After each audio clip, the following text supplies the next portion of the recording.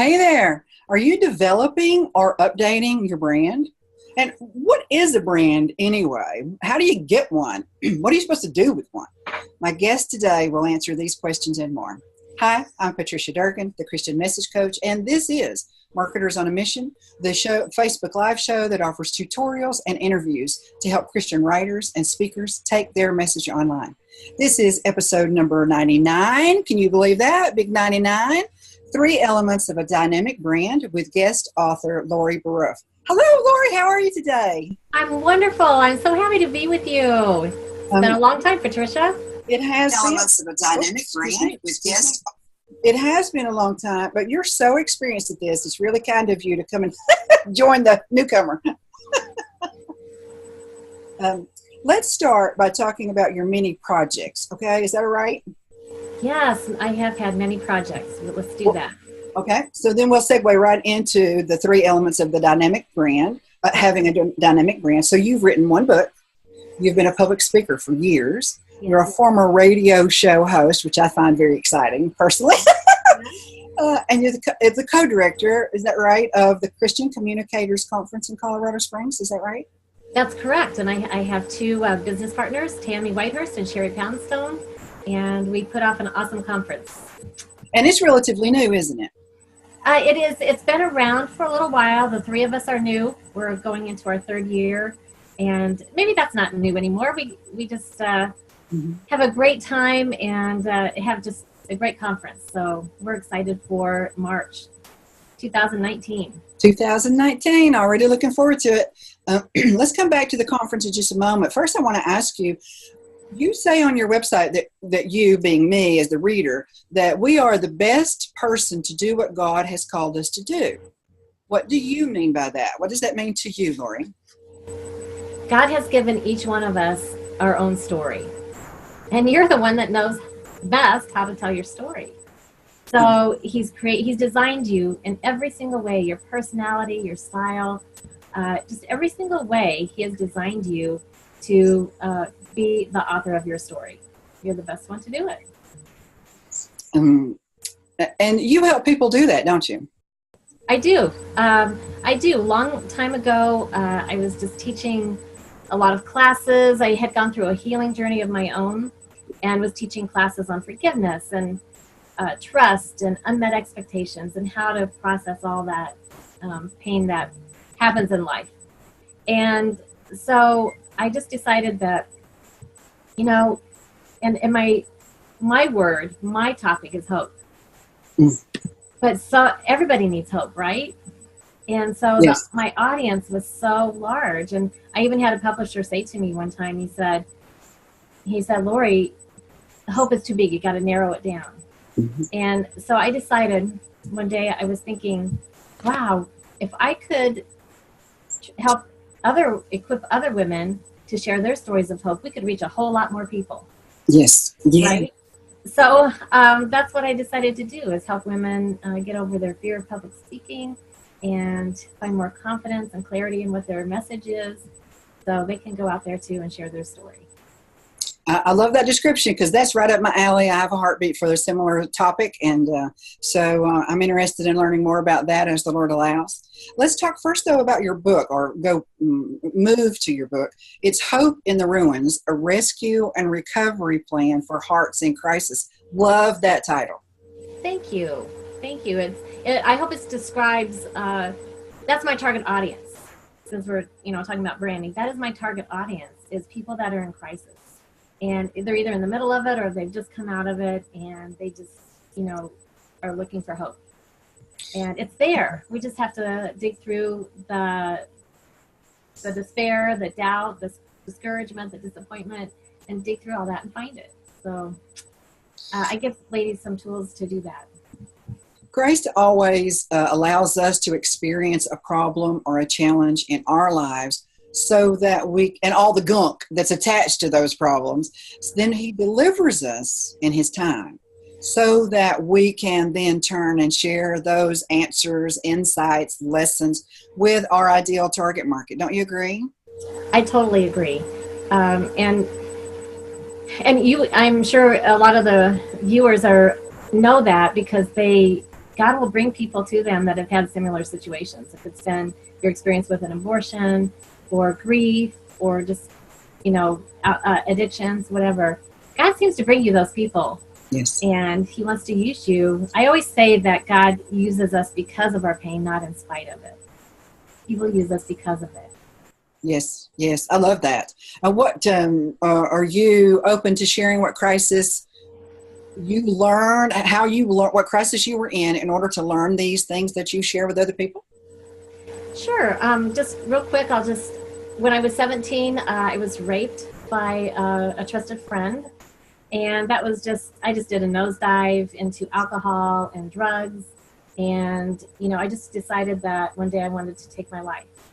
I wanted the pain to stop, and I thought that was the answer.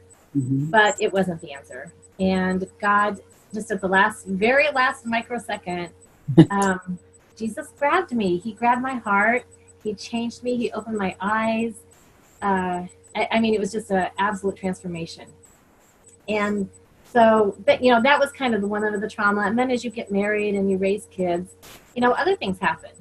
So, yes. I had one son went off to Iraq, and I had high anxiety about that. That was the struggle. And then another son was actually incarcerated, and he was looking at 14 years in prison. And, that was another time when my world crashed. But I had these tools that I had written about in a book, and I could process that pain pretty quick and just keep moving ahead what I needed to be doing to get through that. So, that's some deep stuff, isn't it? Well, it's enough. It's enough for me. I know other people have gone through so much more, but, no matter what the situation is, he wants to use it. He wants to bring us through it. He's there. He never leaves us. We always have hope. Thank you, Father. Yes, absolutely. Oh, yes. Oh, yes. Preach it, baby. I'm telling you. I like that kind of talking. One of the things I particularly like about your book is it is specific. Let's say it's specific because it's for people in crisis, but it's also broad. You don't specify what kind of crisis, because that would have made it more exclusive, wouldn't it? It would have. And really, the truth is that I think no matter what crisis people go through, you deal with fear, you deal with unmet expectations, and you deal with unforgiveness. So those are kind of always at the root of whatever crisis. But I actually have another book coming out. I don't even think we talked about this, Patricia, but No. It is focused on speakers, moving past fear for speakers. Ooh. So I'm using some of those same tools, but I'm targeting getting it even a more narrow audience and focused on speakers. And when's it coming out? This fall. Oh, Actually, it's right around the corner. Robin, who was on your show last week, Robin Grunder, she's a ghostwriter, and she came on board and helped me put that together. So now I just got to get it out there, and I'm excited about that. That is pretty cool. And that's right along with your brand, which we're going to get to, but it's right along with your brand, isn't it? Sure. Yeah. Because I'm getting ahead of myself because I want to talk about the brand, but I need to keep with my own. I know. I'm looking forward to that part of it. Excuse me. Now, you have 3 programs. You're a life coach. You do one-on-one. You do group, the conference, and so forth. Tell us about your 3 programs. Are Lose Your Worry, for those listening, Find Your Beautiful, and Live Your Wonderful. Give us an overview of them, and who is your ideal target market for those programs, Lori? Well, I've evolved. So I am really focused in the last couple of years, really focused on helping speakers and authors with what they need to do. So those are coaching programs. But they can also be turned into speaking engagements too. They're also messages. Mm-hmm. So Lose Your Worry is a lot of what I talk about in my book. It's losing that fear, the anxiety, how to, manage all of that and deal with that, heal from that. So, and then Find Your Beautiful. That is mostly a coaching program about, what are my strengths? What are my values? What's my dream? What dream is in there? And so we explore all the personality, and we just explore all that. It's finding your beautiful. And then Live Your Wonderful. Once you go through those 2 things, you're ready to live your wonderful. Let's get a strategy. Let's make things happen. I see. And so it's kind of a really kind of a process. It sounds like it. Yeah. So they can be done separately, but I love to see it done more as a process, whether it's coaching or speaking. Well, viewers, everything that all the resources that Lori's mentioning today, I will, after the episode is over, I will add those resources above this video so that you can instantly go and connect with her online and find out more about the conference and the programs that she does and so forth. So rest assured, you don't have to take a bunch of notes and be worried that you missed something, because I'm not going to let you miss anything. You feel good. And how long have you been doing those 3 programs? Did you start them all consecutively? No, it's all evolved. I mean, it's a process, isn't it? Yes. Figuring out who we are, what we want to do, where God's taking us is just a process. So it really kind of came together in the last couple of years. A missing link for me was the finding your beautiful part. And I got certified as a coach, Find Your Beautiful Coach. So I actually took a class and went through a whole learned so many things and got so many tools to help other women. So that was kind of a missing link. I had the other 2. I had Lose Your Worry, Live Your Wonderful, but Find Your Beautiful was perfect. And, God gave that to me. And so now it's just one big piece. All the pieces of the puzzle. Which can stand alone, but also can go in a sequence. Exactly. Yes. Very true. So now tell me about your speaking, because you've been speaking since you were 3 years old, I think. Oh, no. I skipped speech class in high school every chance I could get. We could get away with that back in the 70s. So I'm sorry I did that now, but I was a nervous wreck. I had a fear of public speaking. So it was really, I started speaking with Stonecraft, and that may be familiar to some. It's a national organization. Would you give us a little bit of background on that, please, if I can interrupt you? Sure. Stonecraft has been around for 80 years, and it's an outreach, and in almost every community you can find a Stonecraft outreach. And they're evolving into a lot of different things now, so that's exciting. But basically, it's a monthly get-together with a bunch of ladies, and they have a speaker. And so I started speaking with them probably 2008, back in that time. And so that's been a wonderful experience. And gosh, I can go out and speak at least 50 times a year through Stonecraft.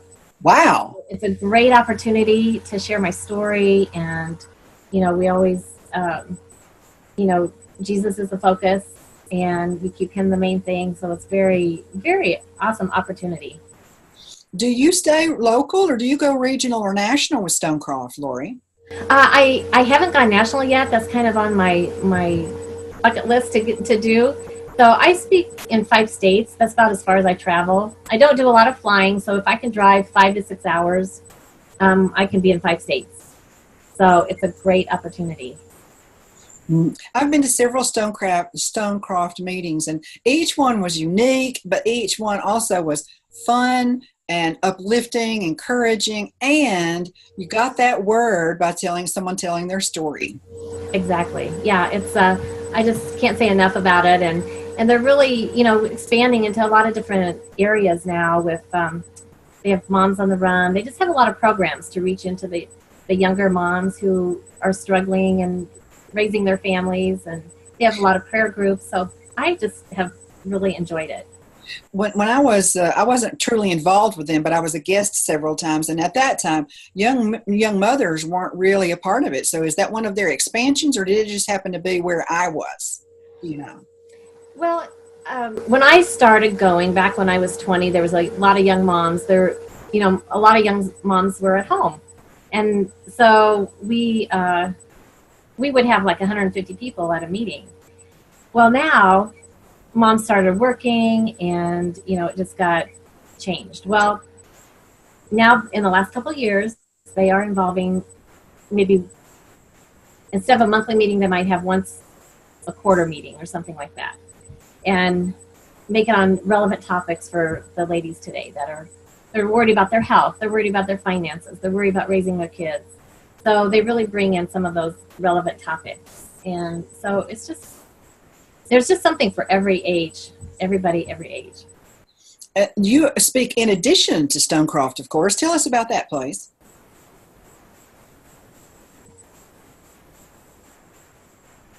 Mm, Are we stuck? I think we going again?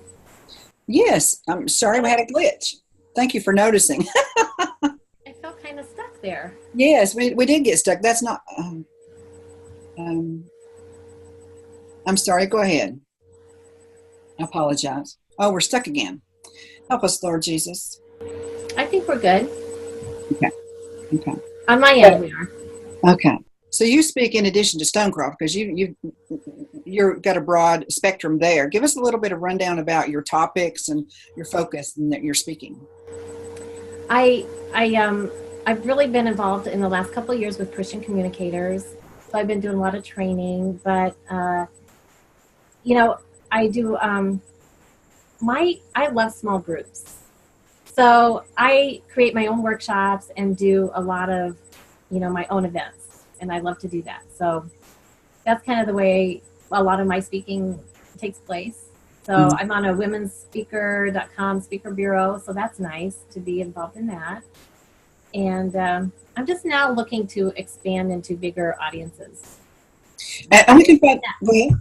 I love to connect, so I love to have smaller groups, retreats, smaller women's events, that kind of thing. And we can find more about that on your website, right? Yes. Now, what about Christian Communicators? It's this 2019 is going to be its third year. Yes, for us new directors. How did it come about? I attended Christian Communicators in 2015. It's been around longer than that, but we were at the Billy Graham Training Center at the Cove. And yeah, great place to have a conference. So that's where I attended, and that's where I had just this aha moment that I could really help women tell their stories. So a few months later, like that was August, a few months later in January, February, there was an offer to come in and be a part of Christian Communicators as a business. So I applied for that. I got that and joined 2 business partners that I did not know. We had not met, but we all 3 became business partners. It was just God weaved it all together. And it's fun because we all have different personalities. We all have different styles. And that really adds to the conference. So anyway, so now I get to spend 4 or 5 days with these women who have hearts to reach people for Jesus and have amazing stories. The stories are so incredible, and women are so talented, and it's just a real joy. We always try to have our conference on a mountaintop because it's a mountaintop experience. And we have been on the Sierra Nevada in Lake Tahoe. We've been in the Ozark Mountains in Branson, and now we're going to be around Pikes Peak at Colorado Springs. And it's also a small group, isn't it? Don't you keep it intentionally a little bit small? Yeah, we don't want to go over 40 people. So we keep it pretty small because we like the one-on-one connection, and the ladies just get to know each other, and they form a lifelong support group and prayer group. It's just amazing. We hear that a lot, that the relationship building is just a big part of the conference. Is it first come, first serve, or do they fill out an application? What's that process to be one of the 40 chosen? Yeah, right now we are looking at taking applications later, but right now it's first come, first serve. Everyone who's on our email list gets first dibs. So we send out a notice ahead of time, and they have first dibs at signing up. After that, we open it up to our Facebook group, and it goes down the line. Yeah, so we always like it when we have a waiting list, and so never give up. So let's go and talk about a brand. To me, what is a brand? Why do I need one? How do I get one? And what are that's a lot of questions. And what are 3 elements of a dynamic brand, Lori? Well, if you're going to be out there and you need to have a brand is your thumbprint out there in the world. It's your voice. It's it's who you are. People need to know who you are, and you want your brand to look like you. That's the main thing. If you don't pick your own brand and design it yourself, somebody else will pick it for you, and it may not be what you want it to be. may Yes. not be who you want it to be. So it's important for you to take time. It takes time, it evolves, but to create your own brand. It involves a whole lot of things that we don't have time to talk about here. I know at the conference we spend a lot of time on branding, every aspect of it, whether it's your style, your strengths, your values, your purpose statement, your message. It's who you are. It needs to be sprinkled through your whole, the whole. Everything you do. What'd you say? Everything you do. Everything you do.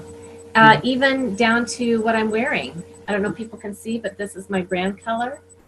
It's a teal or a light blue. And so when I'm speaking, I'll wear my brand color. Mm-hmm. And so it just needs to be just sprinkled through everything that you do. And that's so that wherever we are in real life or online or fill in the blank, when we're representing our own business or our own ministry, excuse me, then people can recognize us simply by the color choices that we've made, right? Well, I mean, look at Target, look at McDonald's. Mm-hmm. Sometimes it's just a symbol and you recognize them. But yeah, and the thing is with the color, it really tells people connect with that, and it gives them an emotion. Yes. So a lot of coaches, because we want to be trustworthy, we want to appear peaceful and just calm and inviting. So they do have these soft blues or these soft green colors. And so one thing we can talk about is color. Tammy, who is my business partner, Tammy Whitehurst, if you go to tammywhitehurst.com, you're going to see everything cheetah. You're going to see bright pink, hot pink, or red, because she's fun, and her brand is joy, and it's making people laugh. And so those colors represent that. My other business partner, Sherry Poundstone, sorry Sherry Poundstone, go to her website, and you're going to see gold. You're going to see navy blue, which to me is very professional, classy, sophisticated. That's Sherry. And me, I'm the coach. I'm the laid back one, the peaceful one. So my colors represent me. So it's a good combination. So you can see that color is very important. I think that a lot of people who don't know about brands, that they perceive a brand to be your visual representation, but it's really the opposite. It isn't what you mentioned earlier, that's the culmination, the visual representation of your mission and your values and your audience and so forth. Is that right? Correct. Yep, you're right. You're right on target. So that's true. Another thing about branding, we need to be discoverable. So I'm going into my points, I guess, for my branding, for my little message here. You need to be discoverable. And this is something I wrestled with for a long time. Because when I did my radio show, when I evolved into life coaching, I always had a name. My radio show was Hope 101. My coaching was Embraced by Hope. And finally now, more as a speaker and a coach, I'm Lori Boruff. That's where I should have started. I should have just branded me. Because people want that relationship. They want to know you. And so I'm not saying I made a ton of mistakes with that, but if I could do it over, I would have just branded Lori Boruff. Mm-hmm. There are people who are, especially when they first get into the online space and they are a Christian and they want to represent Christ, there's that tug, that tension between, doesn't it feel right for me to be marketing me? Yeah, it's not about me. Yeah, I wrestled with that. And here's don't make the same mistake I did. I wrestled with it so long that I wasted probably a year and a half before I even did anything. So really, you need to do something. So doing something is better than doing nothing. So I did something. I had a name for my show, for my coaching. But one of the reasons I was worried about branding me too, along with what you said, but one of the other reasons was my name. It's hard to pronounce. It gets misspelled all the time. And then I saw Lisa Turkhurst. I thought, if she can do it, if she can use her name, I bet I can use mine too. Yes. So what I did was buy a domain that spells my name wrong, incorrectly. Yes. Yes. And the way it's often spelled, and then I point that to the correct domain. So, that's just a little trick you can do. I agree. That way, no matter what they type in, if it's anywhere close, they're still going to end up on your website. Exactly, right. And domains are free or very inexpensive, so that's easy to do.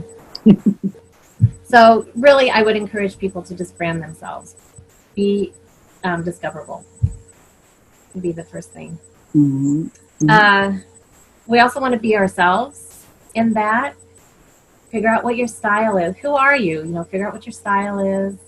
And here's the fun thing: if you don't know who you are, just ask your Facebook friends. Go on Facebook and say, in one word, describe me, and see what you come up with. And you'll probably have a lot of repeat words. Would be my guess. Hone in on those, and if it resonates with you, use those in your brand. So. And you and your two partners are just great examples of that, aren't you? A cheetah. Joy, hope, and freedom. And so, we're just all different, but we can reach everybody that way. So we're what we do, we teach it live, I guess, because we're living examples of the different personalities and styles and how that comes through your brand. Are you going to continue doing the conferences, do you think? I mean, they're going well and you're enjoying it. Lives are being changed. It's going well. It is so incredible. We can't hardly wait to get to the next one. Maybe someday we can do 2 a year or something like that. We really, a mountaintop experience doesn't even hardly hit it. It's so incredible. I like that you're traveling around so that that different people in different locales have an opportunity to go to a great conference like this. Yeah, we like that. If we can find one place, we're open to that, but it has given different people opportunities. So it's just more than we expected. God has blessed it more than we expected. In every way. Yeah. Do you have a different theme every year? We've never really had a theme, just a speaker training, but we're excited about 2019 because we're calling it the Anointed and Appointed Speaker Summit. Oh, that's catchy. That describes, these women who want to share their stories. They are anointed and they are appointed, and we're there to help launch them into their destiny. And that's so satisfying and fulfilling for you three, isn't it? Oh, yeah. I'm running out of words to describe it. Well, I don't want to put you on the spot. You love it. They love you. Everything works well. And you are empowering people to share the good news. And, the world is a crazy place. And we need that good news out there. Everybody has their little corner of the world. And if we can all spread out and go share our stories, who knows who we can reach and change lives. I love it. That's God's way, isn't it? It is. Thank you very much for sharing these 3 elements of a dynamic brand to tell us about the conference, your book, which is really intriguing me now, and you've got another one coming out. Did you say the fall? This fall, yep. It's called Moving Past Fear for Speakers. Mm-hmm. So fear holds us back, and, we can't let that happen. That's right. And we're not it seems like we are fighting this alone. We work in an isolated environment typically, and we are easy fodder for the enemy. We've got to band together and support and encourage one another, don't we? We do. And that's what we hear a lot at the conference. They come thinking they are alone. Mm-hmm. And, and there's a lot of, there's a lot of healing that takes place, and we didn't expect people to stick together so well, through the conferences. One of the exciting thing is we team up and do events together. How about that? How cool is that? Now explain that just a little bit to me. Women that come to the conference, we build these friendships, and then we start doing events together. Oh my goodness! I know, it's so crazy. It's perfect. So Okay, we want to hear more. When your book comes out, let us know. The next book comes out. Maybe we can interview you again. okay. Thank you very much. And viewers, thank you for being here. This has been Marketers on a Mission, episode number 99, 3 Elements of a Dynamic Brand with guest author Lori Boruff. Tomorrow, spinal cord injury survivor, teacher, writer, and speaker, Zena Hermes, joins me to share 3 of her pre-launch tips that were very successful for her. That happens right here tomorrow at 3 p.m. Eastern Standard Time. Until then, thank you very much, Lori Boruff. Bye, everybody. Thank you. I'm Patricia Durgan, the Christian Message Coach, and I pray that this show helps you bring more people to lost my complete train of thought. I pray that more people come to Christ because of your online message. See you tomorrow.